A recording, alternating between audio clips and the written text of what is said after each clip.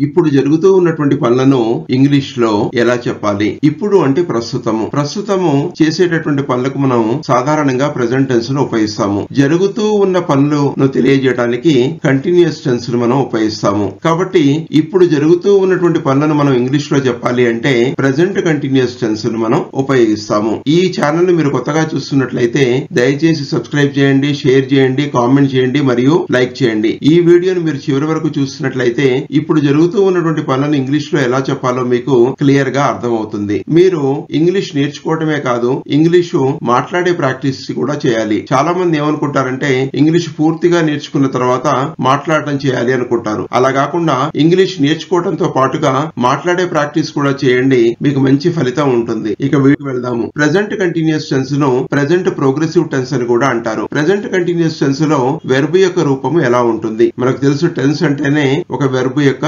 రూపము. ఈ present continuous tense లో వెర్బ్ యొక్క రూపం ఎలా ఉంటుంది అంటే క్రియారూపము. ఆమ్ గాని, ఈజ్ గాని, ఆర్ గాని వచ్చి V4 వస్తుంది. అంటే V4 అనేది ఏంటంటే ప్రెజెంట్ పార్టిసిపల్. V4 అనేది V1 కు ఇంగు చేర్చగా వస్తుంది. అంటే V1 అంటే ఇక్కడ వెర్బ్ యొక్క బేస్ ఫామ్ లేదా రూట్. వెర్బ్ యొక్క బేస్ ఫామ్ లేదా రూట్ కు ఇంగు చేర్చగా V4 అనేది వస్తుంది. ఎప్పుడైతే V4 అనేది వస్తుందో దానికి ముందు ఆమ్ గాని, ఈజ్ గాని, ఆర్ అనేటటువంటి సహాయక క్రియలు ఇక్కడ చేరుతాయి. ఇక్కడ కొన్ని ఉదాహరణలు చూడండి. గో అనేది V1 అయినట్లయితే గోయింగ్ అనేది V4. రీడ్ అనేది V1 అయినట్లయితే రీడింగ్ అనేది V4. స్పీక్ అనేది V1 అయినట్లయితే స్పీకింగ్ అనేది V4. రైట్ అనేది V1 అయినట్లయితే రైటింగ్ అనేది V4. ఇలా మీరు V1 V4 అనేది మీరు ప్రాక్టీస్ చేయాలి. ఆమ్, ఈజ్, ఆరు అనేది ఎలా ఉపయోగిస్తాము? ఆమ్ అనేది సబ్జెక్ట్ ప్లేస్ లో ఐ అనేటటువంటి ప్రొనౌన్ వచ్చినప్పుడు ఉపయోగిస్తాము. ఐ అంటే నేను. అలాగే ఆర్ అనేది సబ్జెక్ట్ ప్లేస్ లో వి గాని, యు గాని, దే అనేటటువంటి ప్రొనౌన్స్ వచ్చినప్పుడు ఆర్ ఉపయోగిస్తాము. వి అంటే మేము లేక మనము, యు అంటే నీవు లేక మీరు, దే అంటే వాళ్ళు లేక అవి. అలాగే సబ్జెక్ట్ ప్లేస్ లో హీ గాని, షీ గాని, ఇట్ గాని వచ్చినప్పుడు ఈజ్ అనేది ఉపయోగిస్తాము. అలాగే మనం సబ్జెక్ట్ ప్లేస్ లో నౌన్ ఉపయోగించినప్పుడు నౌన్ బహువచనంలో ఉన్నప్పుడు అంటే ప్లూరల్ ఫామ్ లో ఉన్నప్పుడు ఆర్ అనేది ఉపయోగిస్తాము. అలాగే నౌన్ సింగులర్ గా ఉన్నప్పుడు అంటే ఏకవచనంలో ఉన్నప్పుడు ఈజ్ అనేది ఉపయోగిస్తాము. సో ఇలా మనం ఆమ్ ఎప్పుడు ఉపయోగిస్తాము, ఈజ్ ఎప్పుడు ఉపయోగిస్తాము, ఆర్ ఎప్పుడు ఉపయోగిస్తాము V4 కంటే ముందు అనేది మనం క్లియర్ గా తెలుసు. ఇక్కడ సెంటెన్స్ యొక్క స్ట్రక్చర్ ఎలా ఉందో చూడండి. ముందు సాధారణంగా సబ్జెక్ట్ వస్తుంది. సబ్జెక్ట్ అంటే కర్త. అలాగే దీని తర్వాత ఆమ్ గాని, ఈజ్ గాని, ఆర్ గాని సహాయక క్రియ వస్తుంది. ఆ తర్వాత V4 వస్తుంది, ప్రెజెంట్ పార్టిసిపుల్ వస్తుంది. ఆ తర్వాత remaining part of the sentence ఇక్కడ ఉంటుంది. ఇక్కడ కొన్ని ఉదాహరణలు చూడండి. ఐ ఆమ్ రీడింగ్ అంటే మనం మాట్లాడుతూ ఉన్నప్పుడు మన ముందు జరుగుతూ ఉన్నటువంటి పనిని ప్రెజెంట్ కంటిన్యూస్ టెన్స్ తెలియజేస్తుంది. ఐ ఆమ్ రీడింగ్ నేను చదువుతూ ఉన్నాను.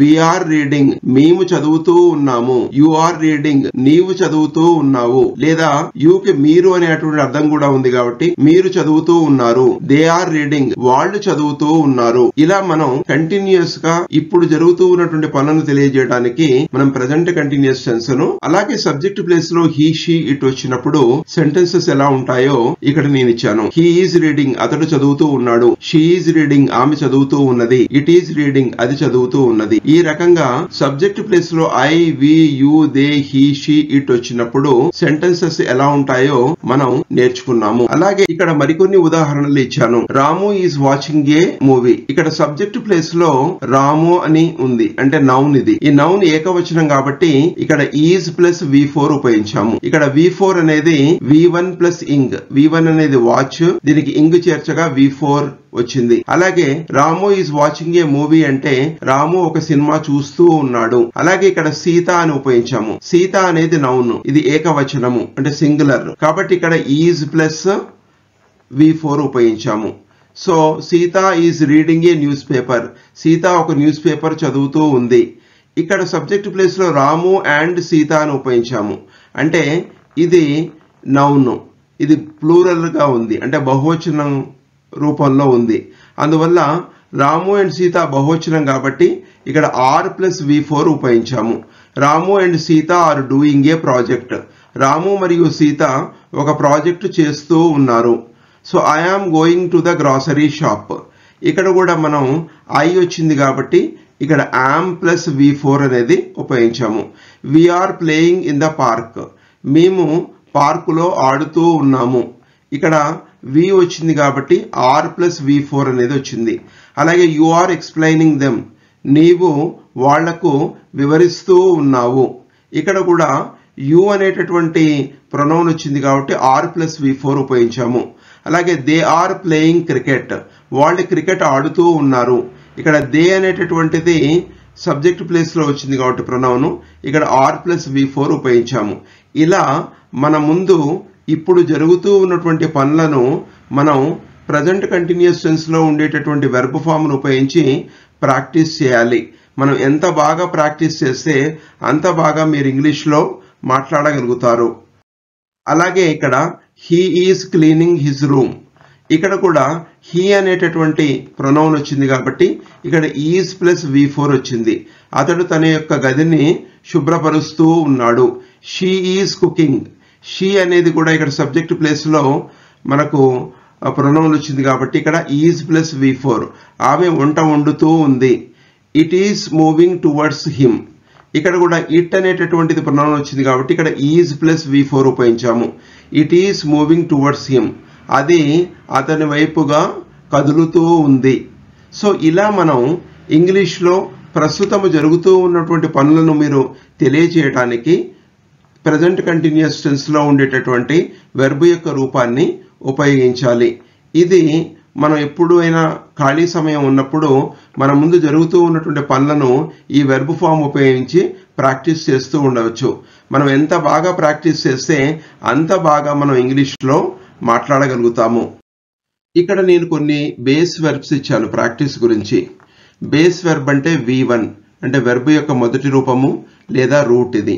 టీచ్ అంటే బోధించటము, లిఫ్ట్ అంటే ఎత్తటము, ప్రిపేర్ అంటే సిద్ధం కావటము లేకుంటే తయారు కావటము, లేదా డ్రైవ్ అంటే నడపటము, వాక్ అంటే నడవటము. సో వీటిని ఉపయోగించి మీరు డిఫరెంట్ సబ్జెక్ట్స్తోని ప్రజెంట్ కంటిన్యూస్ టెన్స్లో వాక్యాలు రాసి మీరు కామెంట్ సెక్షన్లో తెలియజేయండి. ఫర్ ఎగ్జాంపుల్ టీచ్ అని మీరు తీసుకున్నారనుకోండి, ఐ ఆమ్ టీచింగ్ అంటే నేను బోధిస్తూ ఉన్నాను. ఇలా మీరు సెంటెన్సెస్ ఫామ్ చేసి కామెంట్ సెక్షన్లో తెలియజేయండి. ఈ ఛానల్ మీకు బాగా నచ్చినట్లయితే దయచేసి సబ్స్క్రైబ్ చేయండి, షేర్ చేయండి, కామెంట్ చేయండి మరియు లైక్ చేయండి. మీరు ఇంగ్లీష్ నేర్చుకోవటమే కాదు, ఇంగ్లీష్ మాట్లాడే ప్రాక్టీస్ను కూడా చేయండి. అప్పుడు మంచి ఫలితం ఉంటుంది. Wish you all the best and thank you.